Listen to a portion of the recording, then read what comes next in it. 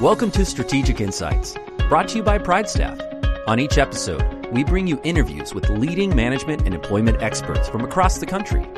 Your host for Strategic Insights is Brad Smith. And now, here's Brad. Hello, and thank you so much for joining us for this episode of Strategic Insights from PrideStaff. This is Brad, and I am pleased to have Eric Gregg, founder and CEO of independent research firm ClearlyRated, join us today. Eric, thanks so much for taking the time. I appreciate it, Brad. Glad to be here. So before we jump in, Eric, your organization does some amazing research in several different industries. Today, we're talking specifically about employment and the workforce sector. So give us a little bit of background about ClearlyRated's experience in this area, if you don't mind. Yeah, so thank you, Brad. I appreciate it.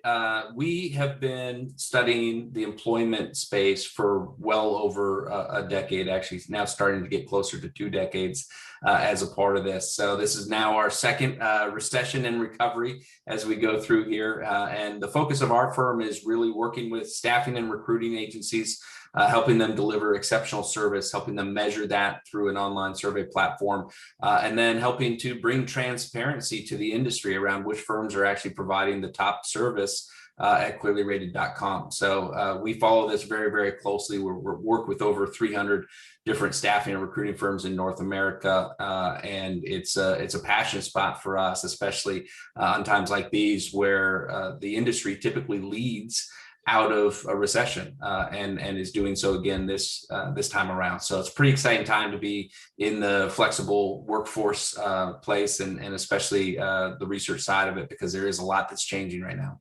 Excellent. So you mentioned that you've been through 2 recessions. So you've learned some lessons from the past and some of those carry over. Now, this one's been a little bit different. So tell us a little bit about what you've seen when it comes to hiring, recruitment, unemployment. Overall, what are you seeing and what should our listeners today be on the lookout for? Yeah. So unlike every other recession that we've studied, and we've gone all the way back to the 70s looking at how they impact not just overall employment, but also temporary employment in that space and that flexible workforce. What we see are some things that are the same, which is that the temporary workforce tends to lead into a recession, which means that it gets reduced first, but it also tends to lead back where it tends to be the first hiring that happens as people go back, as they sort of get on their feet, dust themselves off, and realize, okay, now we're done triaging and we're back to getting to growth and having to deliver on our business goals and promises. So we've seen that happen. This one is, of course, different for so many different reasons. The slope of the decline down into the higher levels of unemployment was much steeper than it has been historically, but also we have come back much more rapidly as well. The bottom for the temporary workforce was around May. And so from that middle of May, we've been consistently seeing the industry grow, some sectors more than others. But we're starting to see people, putting their capital back to work, needing to continue to revitalize their products and take on additional projects, and candidly just deliver what the economy is demanding as the economy continues to spend. So Eric, you just touched on this a little bit, but with economic uncertainty, we often see companies switching more to a contingent model. So they're afraid to invest and tie up money in direct hires in increasing their overall spend. Are you seeing that more and more companies are turning to temporary or contingent workforces that maybe haven't in the past? Yeah, absolutely. And it's interesting, Brad, because every single time as we recover from a recession, we set sort of a new plateau, which is the percentage of overall employment that is actually temporary help or flexible labor.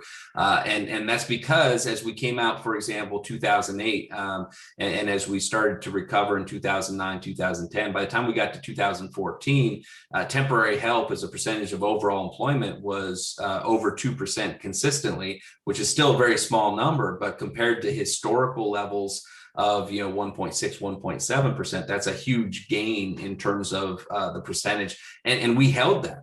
We held that all the way until we went into this last recession. And I suspect when we come out, instead of 2.06 or 2.1%, you're going to see 2.3, 2.4%, and that'll become the new bar, because not only are people utilizing it as a tool to give them some flexibility in uncertain times, they're also understanding that they need to be more strategic about a flexible component of their workforce long term, whether that be talent marketplaces like Upwork or staffing agencies such as PrideStaff and others. They're understanding that it's really critical for them to continue to build out a flexible workforce that they can utilize in good times and in bad. So let's talk about that flexible workforce a little bit. Your team recently wrapped up a job candidate sentiment survey. So you dug into some of the reasons or the benefits of working with a staffing agency. You looked at overall employee sentiment or job seeker sentiment. So at a very high level, what did your team find there? What we found is actually that people in general are getting more and more open to the idea of gig work. And as they look at uncertainty from a job candidate's perspective, some of the same things apply. If you look at this recession more than any other, it sort of rocked people to their core, right? People are questioning whether or not they want to be in the same career arc, questioning whether or not they want to live in the same place that they have been living, much more so than we see during the typical recession. And so what we're seeing is, turnover is higher. Optimism is actually higher. And I think you've seen a lot of job candidates that are starting to take more active control again of their career and taking meaningful assignments through a staffing or recruiting firm is one of the ways that they can really do that. It's one of the ways that they can bridge across a career to a position that's maybe not directly the next line that they would be able to get on their own. It's where they get guidance. A lot of people have been out of searching for a while. If you've worked at the same company for 5+ years, you go into a job search just a little bit overwhelmed, right? The thing, last time I was in a job search, Indeed wasn't even really there. And I didn't even have the same players, and I didn't have to think about, what should my resume look like now? How good are my skills, right? Nobody has a really good understanding of how good their skills are, or maybe they've atrophied some. And that's where a really good recruiter can actually add a ton of value to somebody in giving them some of that coaching, as well as giving them access to opportunities that just wouldn't be there otherwise. And that's, I think, the exciting part, and where candidates are actually looking more to some of that guidance from staffing and recruiting firms than they do during normal times.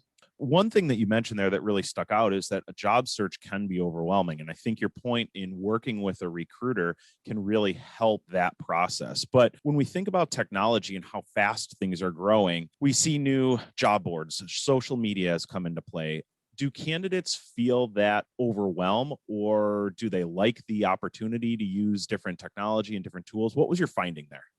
That's a really good question, and we are seeing a lot of changes there, Brad. But just to underline the point that you made about the anxiety of a job search, we asked a question that we hadn't asked for a few years, and we asked job candidates. We said, compared to other life events, how stressful is your current job search? And what we found is that 9 out of 10 people found their current job search to be more stressful than things that we know are stressful, like planning a wedding or the birth of a child. About 2/3 said it was more stressful than the anxiety they feel around COVID-19. About half said it was more stressful than the death of a loved one, which is sort of amazing as we start to think about this. But essentially what that's saying is that if I looked around my table at Thanksgiving, I might be willing to trade, for, I don't have to be in this job search anymore for that, one uncle that nobody likes, right? And it's really kind of puts into this stark contrast the emotional state that people are when they do that job search. So the short answer to your question is that people want it all. As part of a job search, I want a recruiter that's giving me context and guidance And I want technology that is moving this along efficiently and giving me access to information when I want it. And so really, much like we're going to be seeing a lot of things, I think we'll talk about it a little bit later, things around flexible work, schedules, and remote work. What we're really seeing, especially Gen Y and younger, is that they want that blend. And that's how most of us are, right? We've all kind of been in that mode where, gosh, I love to go on Amazon and be able to research on my own time at my own pace and make that purchase. But also, when something goes wrong, I want to be able to get somebody. When I have a question that maybe isn't easily answered through a portal or a piece of technology, I want an expert to tell me what we should be doing. And that's, I think, the key blend there is to have that technology laid on top of a really strong network of recruiters. So Eric, let's talk a little bit about the employer side of things. How can an employer make the job or the candidate search a little bit more effective? Should they be leveraging employment partners? Should they be using an outside source to help recruit? What's interesting is we've actually seen just similar in a lot of trends. We've seen utilization of outside staffing partners, whether it be through RPOs, recruitment process outsourcing, or whether it be through traditional staffing firms or some other blend of that. We've seen organizations turn to recruiting partners at a higher level than they traditionally have. And that's been a trend that's been happening, and it got accelerated as we went into COVID-19. And I think with everybody being very lean, as they have started to hire back, maybe they had layoffs, maybe they hit pause, maybe they were doing great and continued to grow. But almost everybody, whether their business is thriving or surviving, they are making decisions about employment, and they're turning to the experts to be able to do that. Not just the experts to be able to help them improve that hiring process, but the experts to help them speed up that hiring process, the experts to help them navigate where they should be posting. And we're seeing staffing and recruiting firms get asked questions that they haven't historically been asked, which is, hey, where can you post this job to where we get a more diverse applicant pool? What can you tell us about your hiring process to make sure that we are doing whatever we can to remove unconscious bias? And so that partnership is actually growing in strength. And in the research that we did with the American Staffing Association recently, what we found is that across the board, hiring managers are expecting their staffing firms to be a bigger role as they emerge from this recession, and help them balance that as they continue to grow. Eric, you brought up so many good topics there, and I love that concept of working with a strategic partner to help broaden your reach. That's a biggie, and we talked a minute ago about how job seekers are inundated with a variety of new technology, new tools. It can be slightly overwhelming, but working with a staffing partner who already is active on a variety of different job boards, already is active and has built a strong social network, is proactively and constantly recruiting and working hand in hand with employees and making their job search less filled with anxiety and making it easier for them, I think only sets employees up for success once they are finally placed at the end employer. Yeah, there's no question that that's the case. And you have to really make that decision thoughtfully. That staffing firm becomes an extension of your brand. And it's a big part of the first really experiences that people have potentially engaging and working with your organization. And there's staffing firms out there, like PrideStaff, that candidly do a great job of not just holding true to your employment brand, but actually enhancing that employment brand. And there's staffing agencies out there that don't, and it's an important distinction to be able to really vet the firms that you're considering to know that they're going to be delivering that type of experience that you want for your job candidates as an extension of your brand. Now, Eric, when recruiting, whether you're doing the recruiting internally for yourself, whether you're working with a staffing partner, pay is obviously at the top of the list. So everybody wants to earn a good wage. They want to be fairly compensated. Let's say pay's equal across the board. Beyond pay, what are the most impactful things that candidates are looking for? What's most important to them? Yeah, there's actually a lot. And, when you answer this question, you have to understand that it goes beyond, a simple answer. It's different in different industries. It's different by age. It's different across that side. And one of the most important things that people can do is to actually ask that question of their own staff as a part of that. But generally speaking, beyond compensation, it starts to be things like benefits, and, how the job fits into their life. So that can be, the commute, that can be the flexibility, that can be, the ability to work remote part of the time, those aspects of it. And then the next level on that would be what I would say is sort of the professional development potential. So what does this do for my career and growth there as a part of that? And then a really big piece of that comes down to culture. Am I going to like it there, right? There's a reason why people spend a lot of time on Glassdoor looking at those reviews. There's a reason why people are trying to understand the company culture and things along those lines. In fact, we a couple of years ago, we asked a question where we said, what is the lowest annual salary that you would accept for a position? And so let's say somebody put in, $50,000. We came back with the very next question. We said, okay, you're offered a position that you're interested in at a company that has a strong reputation for being a great employer. Or we said, at a company that has strong online reviews, something along those lines. And we said, would you accept the position? So we literally said, what's the lowest you accept? And then we came back at 10% lower than what they said. And what we found is about 2/3 of people would accept that position lower than what they stated they would ever consider if the culture was right, if they had evidence that people really loved working there as a part of that. So I think when people look at that employment brand, they look at it as, okay, that's how I attract top talent. But it is an investment that actually does pay dividends in terms of what people expect to get paid to be a part of that environment. And Eric, would you say that online reviews like Glassdoor, Google, other places are a big chunk of employment brand? Huge chunk of that. And it really plays in two ways, right? So we'll talk about it just in the employer side of it.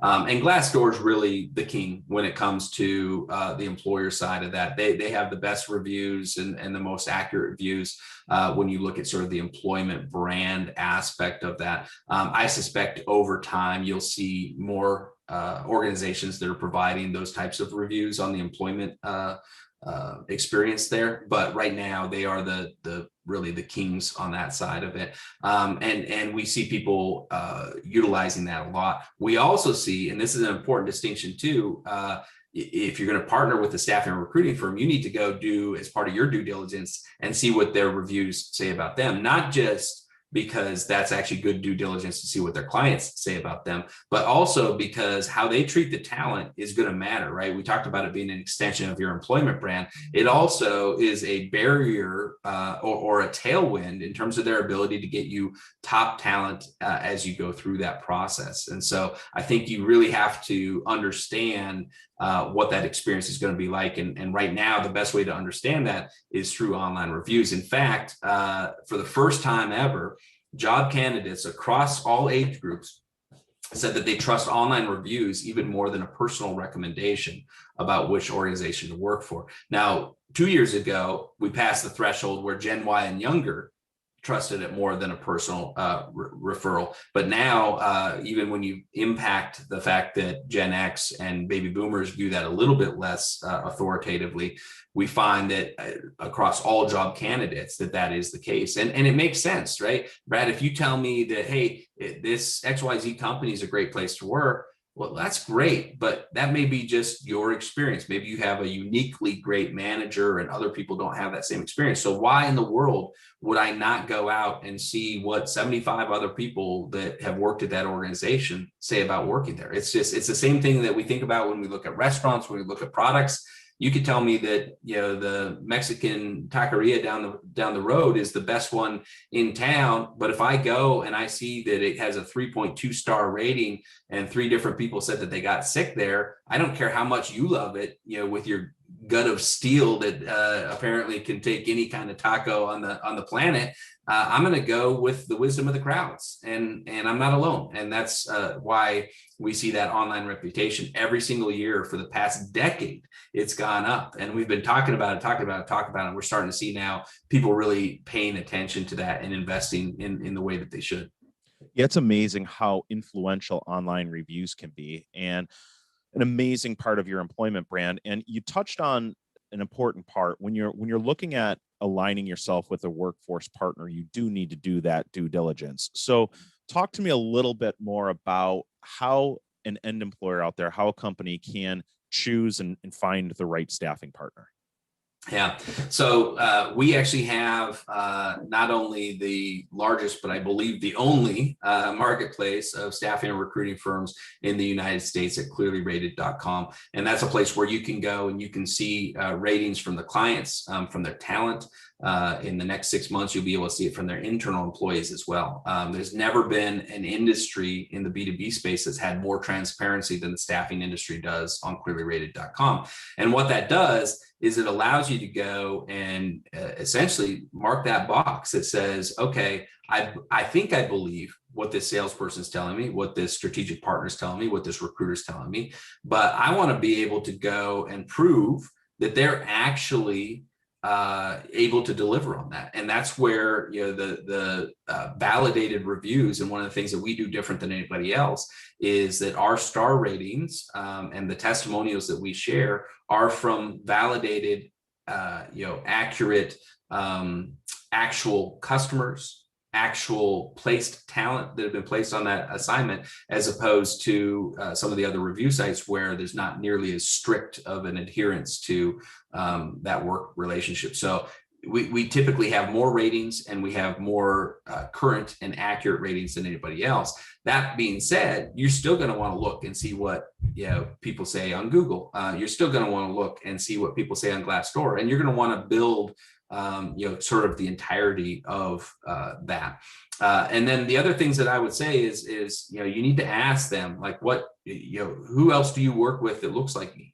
Who else do you work with that is a small technology company in the Pacific Northwest? And if they don't have answers to that, then they better have really good answers to everything else. It doesn't mean that you shouldn't consider them, but it does mean that that they need to be really head and shoulders above somebody who does have that sort of industry level expertise.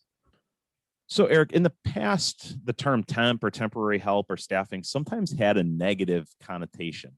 As we move forward, we talked about how this past year has really kind of changed the world of work. Do you see temporary, flexible, contingent workforce as being a key to business success moving forward?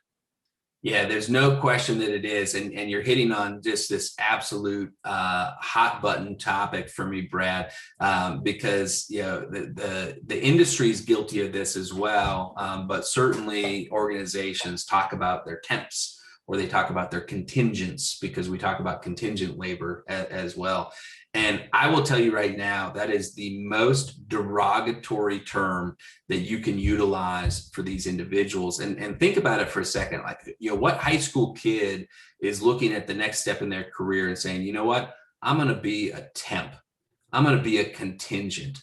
And the very definition of contingent is derogatory as it pertains to somebody's skills and their ability to deliver value for an organization. And so if there's one thing anybody listening today, if I could just implore you, don't use temp.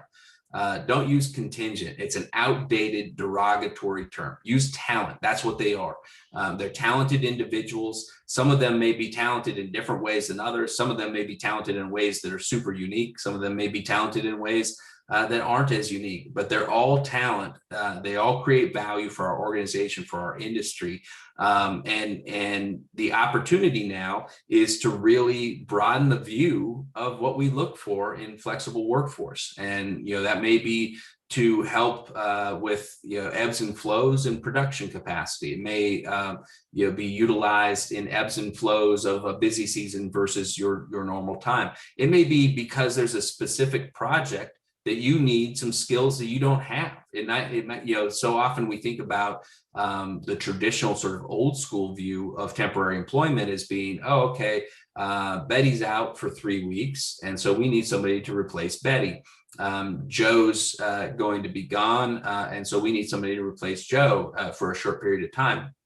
And that's not really how the top organizations utilize flexible talent now. They utilize it far more strategically, recognizing that some portion of their employment is always going to be with a flexible workforce, and that they're going to augment their staff, not just based on when they need resources, which is an important time to do it, but also based on when they need skills that maybe they don't need full-time for the rest of time, but they do need it for a particular project or a particular time in space.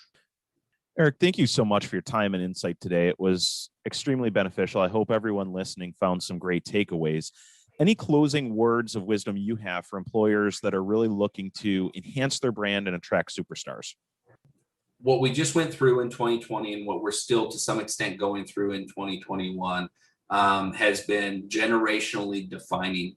And to think that we wouldn't come out of the other end of that radically different as a society and what we expect from the institutions in our lives, including our employment, would be a little bit naive. And we're seeing that happen already. And so my advice for anybody listening to this is really make sure that you have a pulse on what your employees are thinking, feeling, the actions that they're taking.